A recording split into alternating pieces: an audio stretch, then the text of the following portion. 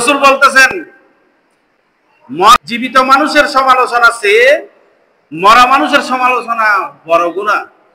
কারণ জীবিত মানুষের সমালোচনা ক্ষমা চাইতে পারে, যিনি মরে গেছেন তার ব্যাপারে আয়াত বর্ণনা করলে এর ক্ষমা নেই। সেজন্য কোন মরা মানুষকে গোসল দেওয়াইতে গেলে পাতলা মানুষ দিয়ে, পাতলা মানে যার পেটে কথা হজম হয় না, আমানতদার নয়, এরকম মানুষ দিয়ে গোসল দেওয়া যাবে না। বারণবর্তী মানুষ, আল্লাহওয়ালা, তাকওয়া পরহেজগার মূলক মানুষ দিয়ে গোসল দেওয়াতে হবে। কোন রকমের আয়েব দেখলে যেন বাইরে প্রকাশ না করে। যেটা করা উচিত সেটা হচ্ছে আদল, যেটা যেখানে করা উচিত সেটা হচ্ছে আদল, যেটা করা উচিত নয় সেটা হচ্ছে জুলুম।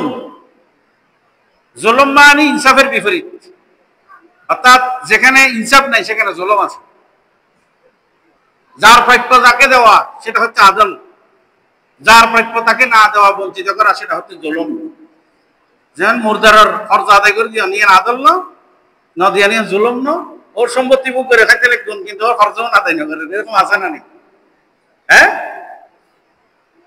এমনি তো মানুষ মারা গেলে আল্লাহ রাসূল বলছেন, ক্বালা রাসূলুল্লাহ সাল্লাল্লাহু আলাইহি ওয়াসাল্লাম উযকুরু মাহাসিনা মাউতাকুম। মরা মানুষের খারাপ বলা যাবে না, কি বলতে হবে? ভালো। উযকুরু, উযকুরু স্মরণ করো, আলোচনা করো, মাহাসিনা মাউতাকুম, যিনি মরে গেছে তার ভালো গুণাবলী আলোচনা করো। খারাপ বলা যাবে? কোন মুসলমানকে খারাপ বলা যাবে না। মরণের পর আর কোনো খারাপ বলার কোনো এখতিয়ার নাই। আল্লাহ রাসূল বলতেছেন, সে যে আমল করেছে আমলগুলো নিয়ে আল্লাহর কাছে পৌঁছে গেছে, এগুলো নিয়ে আর গানাগাটি করার কোনো সুযোগ নাই। এটা হচ্ছে স্মরণ সভা। একটা মানুষ মরে গেছে, ওনার সম্পর্কে আলোচনা করা, ভালো আলোচনা করা, এটা এমনি, এটা আল্লাহ রাসূলের সুন্নাত। স্মরণ সভা করা, ভালো গুণাবলী আলোচনা করা। সমাজের মধ্যে কোনো মানুষ মারা গেলে, উনি ভালো কাজ করলে, এগুলো নিয়ে যদি আলোচনা হয়, স্মরণ সভা হয়, এই আলোচনায় স্মরণ সভা দেখে আরো 10 জনে উদ্বুদ্ধ হবে, ঠিক কিনা? ওনার মতো হতে চাইবে। আমি মরে গেলেও আমাকে নিয়ে এভাবে আলোচনা হবে, আমি মরে গেলে আমার ভালো গুণাবলী গুলো সমাজের মানুষ আলোচনা করবে। সেই জন্য প্রত্যেকেই ভালো কাজে উদ্বুদ্ধ হবে, প্রেরণা পাবে, উদ্দীপনা পাবে।